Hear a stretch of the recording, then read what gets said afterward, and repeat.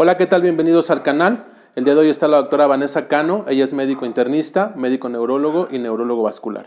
Tienen un tema importante para nuestros diagnósticos con el tema de cefaleas. Mucho gusto, soy la doctora Vanessa Cano, ya me presentó el doctor Ruiz. El tema de hoy es un tema de suma importancia por la frecuencia con la que ustedes lo van a ver en sus servicios de urgencias, sin importar si son urgenciólogos, médicos internistas, médicos familiares, médicos generales en su consulta general. Estas son las 3 preguntas que vamos a intentar responder en estos minutos. La primera, esto es una cefalea primaria o secundaria, entendiendo por cefalea que esto es un dolor de cabeza que está por arriba de la línea órbito-meatal. Todo lo que duele aquí arriba es cefalea.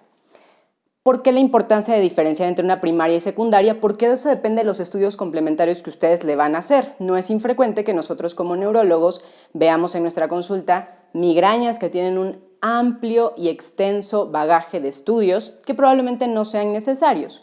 Y ya que nosotros definimos si es primaria o secundaria, ¿cuál es el tratamiento en el caso de una primaria?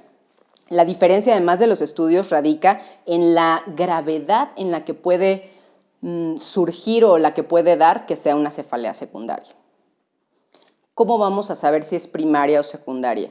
Todo dolor de cabeza que les llega al servicio de urgencias se tienen que hacer mínimamente estas preguntas. Aquí hay una mnemotecnia que es la mnemotecnia SNOOP4, porque lo que ustedes buscan son banderas rojas en las cefaleas. Si un paciente tiene cefalea sin banderas rojas, entonces nos toca clasificar qué tipo de primaria es. Y es primaria cuando no hay una causa orgánica. Y esto puede ser migraña, tensional, las trigémino autonómicas, bueno, ya las veremos posteriormente.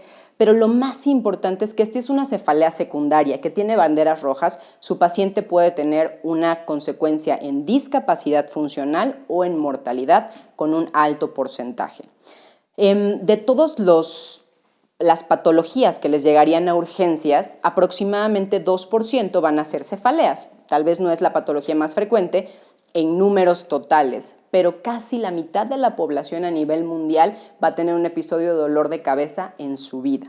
Y de todas las cefaleas que les lleguen a su consulta o a urgencias, principalmente urgencias, la mayoría van a ser cefaleas primarias. Por eso es importante en cuanto a recursos, tiempo y tranquilidad del paciente definir desde el inicio si esto puede ser primario o secundario. Entonces, regresando, primaria es toda cefalea que no tiene una causa orgánica. Pero la secundaria le van a buscar estas cosas, banderas rojas, SNOOP4. La S es de síntomas sistémicos, paciente con VIH, paciente con fiebre, con cáncer, cualquier inmunodepresión es un síntoma sistémico y es una bandera roja. Neurológicos, cualquier alteración en la exploración neurológica como dato de focalización es evidentemente una bandera roja. Si ustedes no están muy bien adecuados a la parte de la exploración neurológica, hay un video también en el canal donde pueden orientar un poquito más cuáles son los datos a buscar. La O de onset es de inicio. No es igual que una cefalea inicie poco a poco a una cefalea súbita. Entonces, vamos a ver la diferencia. Un paciente que él está normal y de forma súbita, en menos de un minuto, el paciente desarrolla la peor cefalea de su vida. Esto se llama cefalea en estallido, en relámpago o en thunderclap. Esa cefalea es de alto riesgo de complicaciones en cuanto a una cefalea secundaria. Entonces, el inicio es importantísimo para preguntarlo. La siguiente letra de la mnemotecnia de SNOOP4 es older. Todo paciente que inicie con cefalea después de los 50 años es un dato de alarma. Si alguien inicia con una cefalea de características sin banderas rojas a los 30 años, seguramente es una de las primarias. Pero aun que el paciente no tenga una sola bandera roja del resto que estamos viendo, si tiene más de 50 años al inicio de esa cefalea, es un paciente que requiere estudios complementarios. Edad más de 50 años. La P de las 4 P's del SNOOP4 es el patrón. ¿Cómo es el patrón de la cefalea con respecto a su patrón previo? Tal vez su paciente es un paciente migrañoso, migrañosa desde los 15 años de edad y de pronto a los 35 su patrón de dolor de cabeza cambia totalmente. Ese es un dato de alarma. Postural, importante preguntar. Señor, señora, cuando usted, por ejemplo, va al baño y hace esfuerzo en el momento de la evacuación, ¿aumenta el dolor de cabeza? O cuando se para y se sienta, ¿cambia el dolor de cabeza? Dolores posturales es un dato de alarma. Precipitantes es la otra P. Si su paciente inició con la cefalea durante ejercicio, durante actividad sexual o cualquiera de estas actividades precipitan, empeoran el dolor de cabeza, es una bandera roja. Y por último, evidentemente, papiledema. ¿Y por qué se pone aparte, aunque es parte de las alteraciones neurológicas que pueden haber? Para que ustedes tomen en cuenta que todo paciente con cefalea tienen que buscarle datos de papiledema y si lo tiene, entonces, bandera roja, seguramente es un paciente que requiere estudios de imagen para descartar causas secundarias. Toda cefalea debe ser interrogada en estas características, sin importar si en su interrogatorio general, no necesariamente neurológico, salió o no una bandera roja del SNOOP4, ya cuando lleguen a la parte neurológica en sí, tienen que interrogar todos estos puntos, es decir, ¿dónde se localiza la cefalea? No es lo mismo una cefalea occipital irradiada a la región cervical, que tal vez nos habla un poco más de una cefalea tensional, a una cefalea hemicránea o una cefalea holocraneana, que significa que es todo el cráneo. Entonces, ¿dónde está? ¿Hacia dónde se irradia? Como lo que les comentaba, es una cefalea occipital que se irradia cervical o es una cefalea que se irradia al ojo. Esa irradiación es importante. El tipo es una cefalea que es opresiva, es pulsátil. El modo de inicio ya nos quedó perfectamente claro que no hay manera que no interroguemos el modo de inicio porque eso nos puede dar el dato más importante de alarma. La intensidad. Habitualmente los pacientes cuando llegan a un servicio de urgencias por cefalea, pues les van a decir que es la peor cefalea de su vida, seguramente por algo están llegando a urgencias y eso es algo importante a tomar en cuenta. Pero una manera objetiva de graduarlo es que ustedes le den como ejemplo. Bueno, 0 es no hay dolor, 10 es el peor dolor de su vida. En esta escala, más o menos, ¿qué número le daría? Y ustedes pueden orientar un poco. También, evidentemente, es un poco también a juicio del clínico de cómo vean al paciente con fasies álgicas, taquicárdico, diaforético, por el dolor o no. Síntomas acompañantes. Si la cefalea se acompaña, por ejemplo, de náuseas, de vómitos, de fotofobia, fonofobia, son cosas que tienen que interrogar. Y además, ¿qué síntomas preceden a la cefalea? Y esto es muy orientado a migraña. Es decir, si antes de la cefalea tienen algún tipo de aura. Y ya platicaremos cuáles son los tipos de aura, pero es importante saber si algo le avisa al paciente que va a tener cefalea. Y si han estado con algún tratamiento, porque evidentemente la cefalea que nosotros podemos ver en un servicio de urgencias o en la consulta no va a ser el mismo tipo si ya lleva un mes con ciertos tratamientos o múltiples tratamientos. Entonces, además de dejar muy claro si tiene o no datos o banderas rojas, todas estas características de la cefalea tienen que ser interrogadas. Con esto, si no tiene más bien estas características sin SNOOP4, seguramente es una primaria. Si tiene SNOOP4, entonces es una secundaria y a la cual vamos a tener que estudiar un poquito más a fondo. Si ustedes en su exploración y en su interrogatorio definen que es una cefalea que tiene banderas rojas, entonces las causas secundarias de cefalea son múltiples, de hecho el 4 es otras porque son muchísimas, pero una que tienen que tener siempre en mente es hemorragia subaracnoidea, es una causa dentro de lo no tan frecuente que ustedes vean cefaleas secundarias, las más frecuentes probablemente sean hemorragias subaracnoideas. Y la importancia de determinarles la mortalidad. La mortalidad de las hemorragias subaracnoideas son de más del 50%.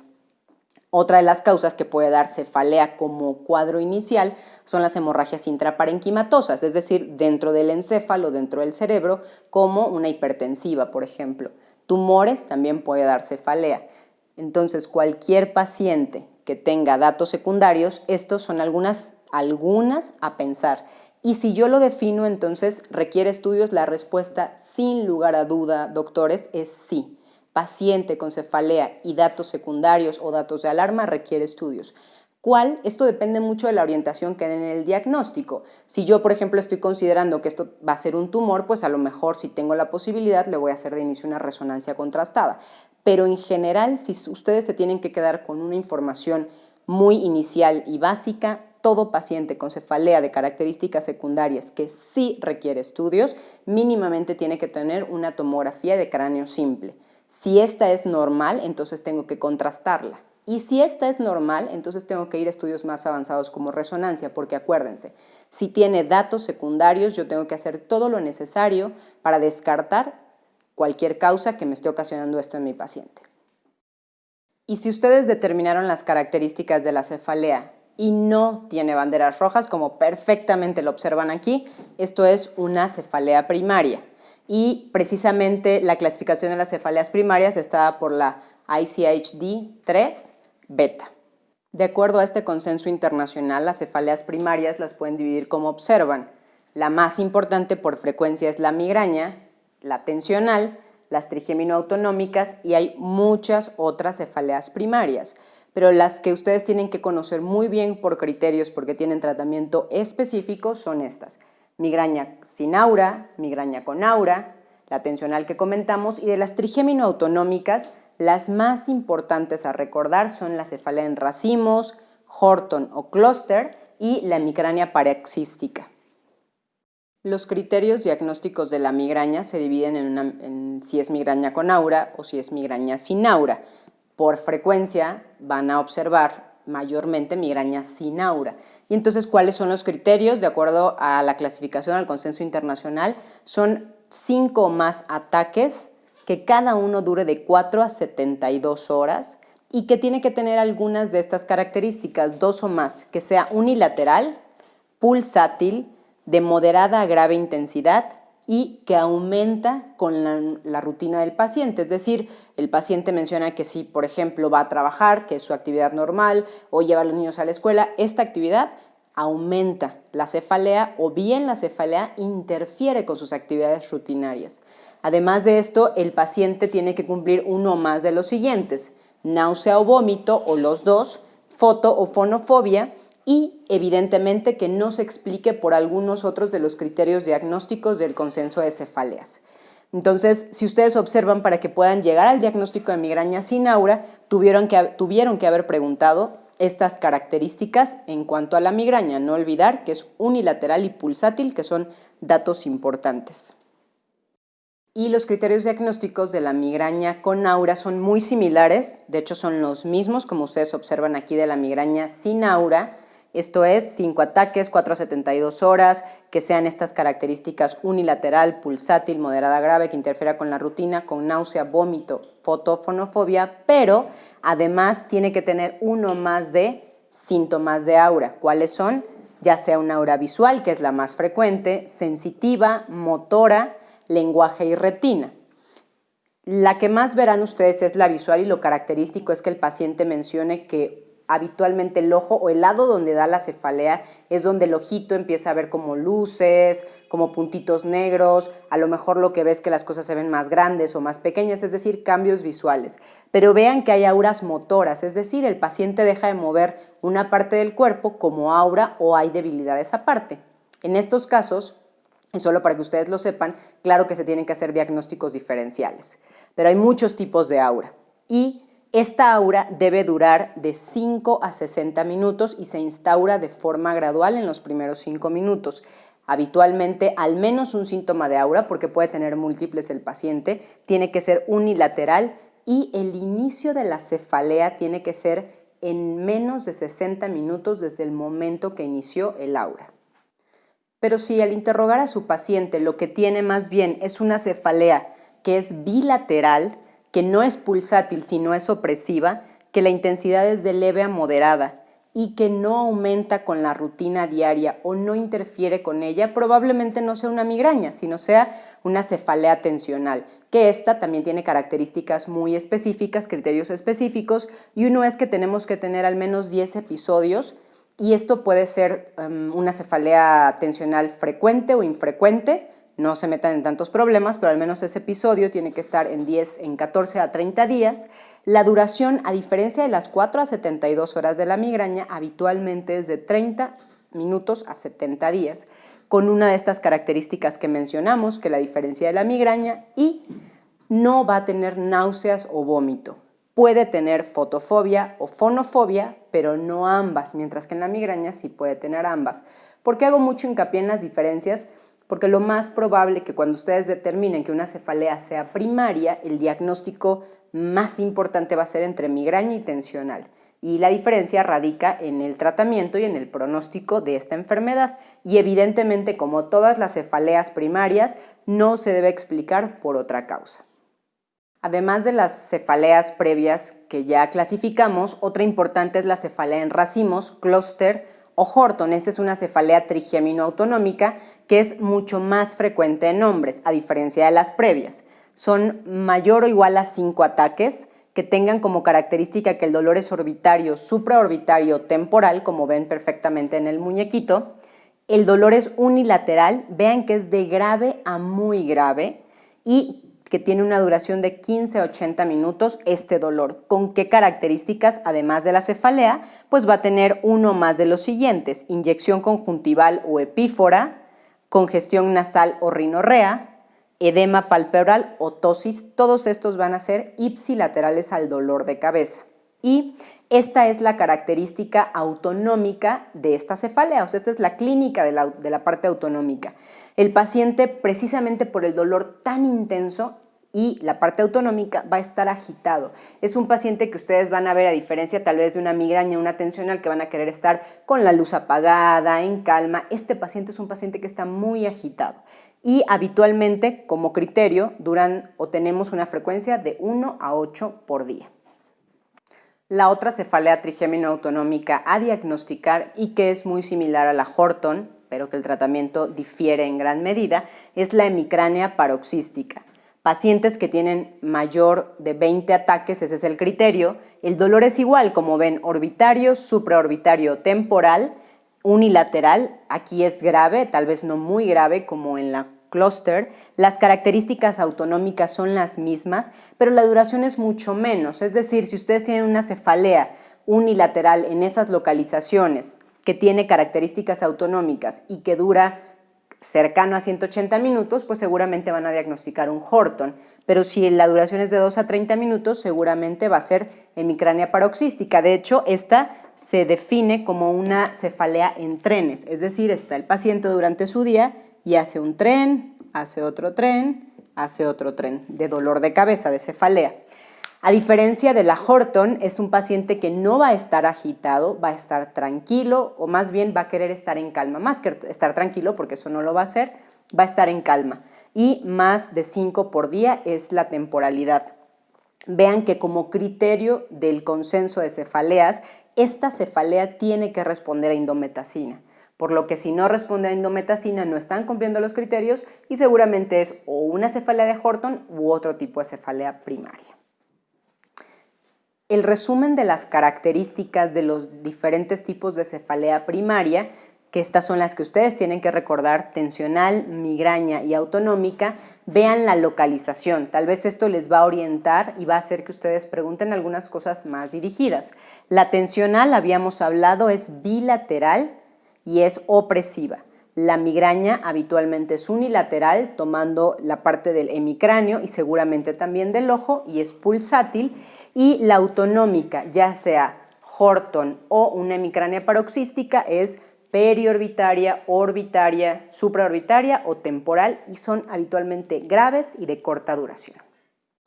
El tratamiento de una cefalea secundaria es el tratamiento de la causa per se, pero el tratamiento de una cefalea primaria se va a dividir en dos rubros: el tratamiento en el ataque agudo o sintomático y el tratamiento profiláctico. El primer punto sería de las cefaleas primarias, el tratamiento en el ataque agudo. De forma muy general tienen que saber que para la cefalea tensional lo que utilizamos son AINES, ketorolaco, ibuprofeno, naproxeno, paracetamol. Esos son los indicados. Si ustedes están entre un paciente que tiene migraña con o sin aura, en el ataque agudo tienen que darle hidratación. Es muy importante por la fisiopatología de la migraña que hidraten al paciente. Tienen que darle AINES, de los que ya comentamos, agregar si es necesario triptanos como sulmatriptán, solmitriptán, sumatriptán, solmitriptán o cualquier otro de los triptanos, y antieméticos como domperidona o metoclopramida, que es lo que habitualmente tenemos en los servicios.